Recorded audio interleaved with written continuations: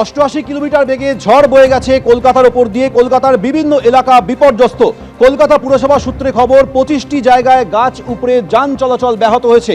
বিভিন্ন জায়গার ছবি আপনাদের কাছে রেখেছি। কোথাও গাছ উপড়ে যান চলাচল ব্যাহত হয়েছে, কোথাও গাড়ির ওপরে গাছ পড়ে গাড়িটি সম্পূর্ণরূপে দুমড়ে মুচড়ে গিয়েছে। সাধারণ মানুষ দুর্ভোগের মধ্যে পড়েছেন আজকের এই 1 ঘন্টার দুর্যোগে। এই মুহূর্তে লেক গার্ডেন্সের ছবি আপনাদের সামনে দেখাচ্ছি, যেখানে গাড়ির ওপরে গাছ পড়ে গাড়িটি কার্যত দুমড়ে মুচড়ে গিয়েছে। শুধুমাত্র লেক গার্ডেন্স নয়, কলকাতার বিভিন্ন এলাকায় একই ছবি দেখা গেছে। মুদিয়ালির ছবি দেখছেন, সেখানেও গাছ উপড়ে বিপর্যস্ত পরিস্থিতি। 88 কিলোমিটার বেগে ঝড় বয়ে গিয়েছে কলকাতার উপর দিয়ে, বিপর্যস্ত কলকাতা। আমাদের সঙ্গে 3 প্রতিনিধি রয়েছে, ঝিলম করঞ্জাই, সন্দীপ সরকার এবং সৌমিত্র রায়। প্রথমে ঝিলম, তোমার কাছে জানতে চাইব, আলিপুর আবহাওয়া দপ্তর সূত্রে সর্বশেষ কি খবর পাচ্ছ?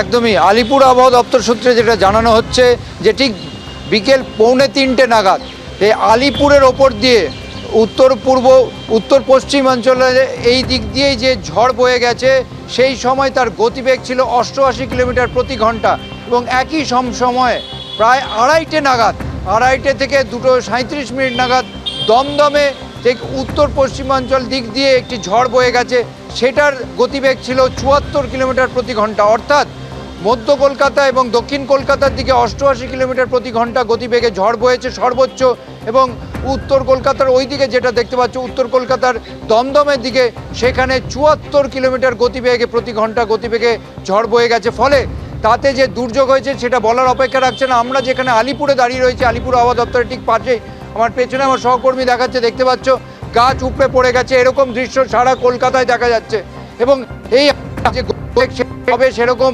সতর্কতা দেওয়া হয়েছিল আলিপুর আবহাওয়া দপ্তরের তরফ থেকে 2:45 নাগাদ, যে রেড ওয়ার্নিং কলকাতা, উত্তর 24 পরগনা, দক্ষিণ 24 পরগনা এবং পূর্ব মেদিনীপুরে আগামী 2 ঘন্টার মধ্যে এরকম 70 থেকে 80 কিলোমিটার গতিবেগে ঝড়, বৃষ্টি এবং বজ্রবিদ্যুৎ সহ বৃষ্টিপাত হতে পারে, তেমন লাল সতর্কতা দেওয়া হয়েছিল। তেমনই ঘটনা ঘটেছে, দেখতে পাচ্ছ। একেবারেই ঝিলাম, অর্থাৎ আড়াইটের পর যেমন 88 কিলোমিটার বেগে ঝড় বয়ে গিয়েছে, আগামী 2 ঘন্টার মধ্যে 70 থেকে 80 কিলোমিটার বেগে আবারও ঝড় হওয়ার সম্ভাবনা রয়েছে। কিন্তু যাদবপুরের ছবিটা কি সরাসরি দেখাবে আমাদের প্রতিনিধি সন্দীপ সরকার রয়েছে আমাদের সঙ্গে। সন্দীপ, যাদবপুরে এই মুহূর্তের কি পরিস্থিতি? দেখো, প্রিন্স আনোয়ার শাহ রোড, যাদবপুর থানা কানেক্টর, তার এটাই চিত্র। রাস্তার একটা অংশ সেটা কিন্তু সম্পূর্ণভাবে জলমগ্ন রয়েছে।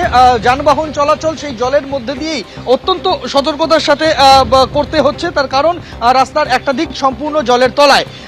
এটা যেমন একদিকের ছবি, তার পাশের দিকের ছবিটা দেখাবো। আরেকটি লেন, সেখানে কিন্তু যে সিগন্যাল পোস্ট, সেই সিগন্যাল পোস্ট ভেঙে পড়ে রয়েছে। সিগন্যাল পোস্টের সঙ্গে বিদ্যুৎবাহী যে খুঁটি রয়েছে, সেই বিদ্যুৎবাহী খুঁটিও একই রকম ভাবে পড়েছে। রাস্তার যে বিদ্যুৎ সংযোগ রয়েছে তা বিচ্ছিন্ন করে সিএসসি কাজ করছে। এই মুহূর্তে বিদ্যুতের পোস্ট একেবারে দুমড়ে পড়ে রয়েছে গাছ সহ। আমরা দেখতে পাচ্ছি যে এই সিগন্যাল পোস্টকে ধীরে ধীরে খুলে সরানোর কাজ শুরু হয়েছে। সিগন্যাল পোস্ট একটা নয়, পরপর দুটি সিগন্যাল পোস্ট, সেটা এই ঝড়ের দাপটে একেবারে দুমড়ে গিয়েছে। তুমি দেখতে পাবে যে বিদ্যুৎবাহী খুঁটি সেটা ঝড়ের দাপটে দুমড়ে গিয়েছে এবং তার উপরে একটি গাছও পড়েছে। সিএসসির কর্মীরা এসেছেন এবং কলকাতা ট্রাফিক পুলিশের তরফ থেকে রাস্তার একটা দিকের যান চলাচলকে কিছুটা নিয়ন্ত্রণ করা হয়েছে। একটি মাত্র লেনে গাড়ি চলাচল করানো হচ্ছে সতর্কতার সাথে, এবং যেখানে যেখানে এই রকম বিদ্যুতের খুঁটি, সিগন্যাল পোস্ট ভেঙে পড়েছে, একেবারে কোথাও মাঝখান থেকে ভেঙে দুমড়ে গিয়েছে, যার ফলে যান চলাচল চূড়ান্তভাবে ব্যাহত হয়েছে। সন্দীপ, সেই ছবি যাদবপুরের আমরা দেখতে পাচ্ছি। তুমি আমাদের ছবি দেখাতে থাকো। এই মুহূর্তে সরাসরি আপনাদের নিয়ে যাব আমহা স্ট্রিটে। রয়েছেন প্রতিনিধি অরিত্রিক ভট্টাচার্য। অরিত্রিক, আমহা স্ট্রিটের বিস্তীর্ণ এলাকা জলমগ্ন এই মুহূর্তে। আমার স্ট্রিটের বেশ কয়েকটি এলাকায় জল যেমন জমেছে, আবার এই ছবিটাও দেখা যাচ্ছে খুব দ্রুত পুরকর্মীরা নেমেছেন যাতে এই জল দ্রুত সরানো যায়, এবং বেশ কয়েকটি গাড়ি এসছে, সুপার সাপার মেশিন থেকে শুরু করে ক্লিনজিং ডিপার্টমেন্টের অন্যান্য গাড়ি, সিওয়ার্স গাড়ি, সেগুলোও এসছে। তোমাকে আগে জল জমে রয়েছে যে অংশে, সেই ছবিটা তোমাকে দেখাচ্ছি।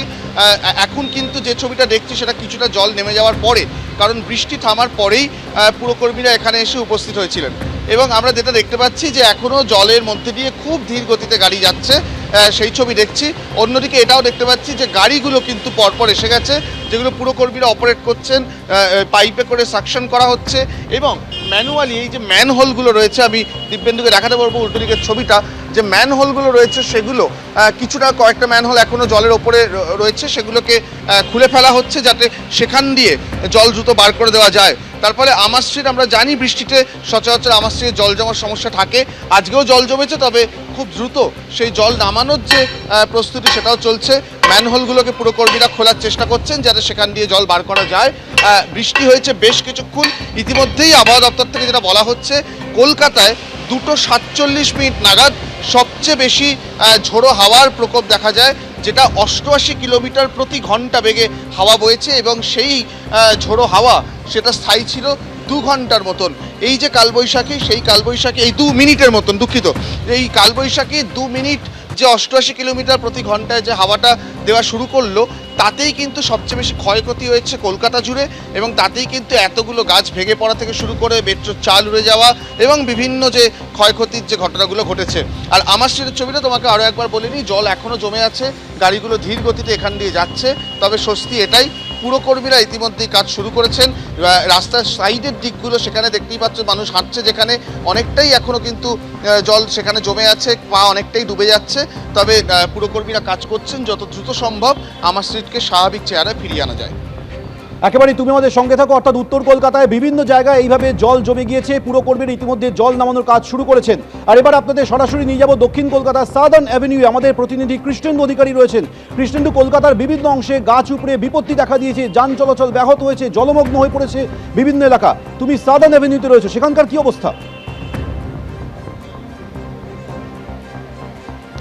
দেখো, Harish Mukherjee road, southern avenue পুরোপুরি অবরুদ্ধ বলা যেতে পারে। হরিশ মুখার্জি রোডের একটা বড় অংশ গাছ পড়ে সেখানে যান চলাচল রুদ্ধ হয়ে আছে, এবং পাশাপাশি সাদার্ন অ্যাভিনিউ, সামনে হচ্ছে টালিগঞ্জ থানা, এবং সাদার্ন অ্যাভিনিউর মুখে এইভাবে একটা গাছ একদম সমূলে উপড়ে পড়েছে, রাস্তার উপর পড়েছে। তুমি দেখতে পাচ্ছ যে ইন্টারনেটের তার এবং তার যে পোস্ট, সেই পোস্ট একদম ভেঙে নিচে পড়েছে, এবং এখানেও দেখা যাচ্ছে সেই গাছের নিচে, গাছের ডালের ওপরে কিন্তু গাড়ি এখনো রয়েছে, এবং সেই গাড়ি দুমড়ে মুচড়ে গেছে। দুটো গাড়ি আমরা দেখতে পাচ্ছি সাদার্ন অ্যাভিনিউতে।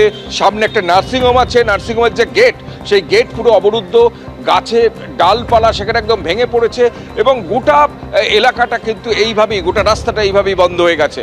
এবং এই যে সাদার্ন অ্যাভিনিউ, প্রচুর গাছ, এমনিতেই জানো সাদার্ন অ্যাভিনিউতে সামনেই লেক আছে, এবং সেই প্রচুর গাছের মধ্যে বেশ কয়েকটা গাছ কিন্তু এইভাবে ভেঙে পড়েছে। আমি আরও একবার ক্যামেরা পার্সনকে বলবো যে গাছের যে গোড়াটা, সেই গোড়াটা দেখাতে, যে গাছের গোড়াটা যে অ্যাভিনিউর যে মাঝখানে যে পার্ক করে দেওয়া হয়েছে, সেই পার্কে সেই গাছের গোড়া, এবং সেই জায়গা থেকে এইভাবে উপরে গোটা রাস্তার উপর পড়েছে, এবং রাস্তা পুরো অবরুদ্ধ। এই জায়গাটায় যান চলাচল পুরোপুরি বন্ধ, গাড়ির ওপর গাছ পড়েছে, সামনে নার্সিংহোম আছে, সেখানকার মানে গেট পুরোপুরি বন্ধ হয়ে আছে। এখানে এমার্জেন্সি সিচুয়েশন হলে কিভাবে রোগীদের বের করা হবে বা নিয়ে যাওয়া হবে সে নিয়ে একটা দুশ্চিন্তা অবশ্যই থাকছে, এবং গাড়ির ওপর এইভাবে গাছ পড়েছে, এবং ইলেকট্রিকের তার এবং বিভিন্ন ইন্টারনেটের তার এইভাবে দেখা যাচ্ছে যে রাস্তার উপর ছড়িয়ে ছিটিয়ে একদমই পড়েছে। যথেষ্ট বিপজ্জনক অবস্থায় রয়েছে সাদার্ন অ্যাভিনিউ এর এই অংশটা। দেখতেই পাচ্ছেন পরপর গাড়ির উপর ভেঙে পড়েছে বিশাল বড় গাছের অংশ। বিভিন্ন জায়গায় কিন্তু পুরকর্মীরা জল নামানোর কাজ, গাছ কেটে রাস্তা পরিষ্কারের কাজও শুরু করে দিয়েছেন। এবিপি আনন্দ, এগিয়ে থাকে, এগিয়ে রাখে।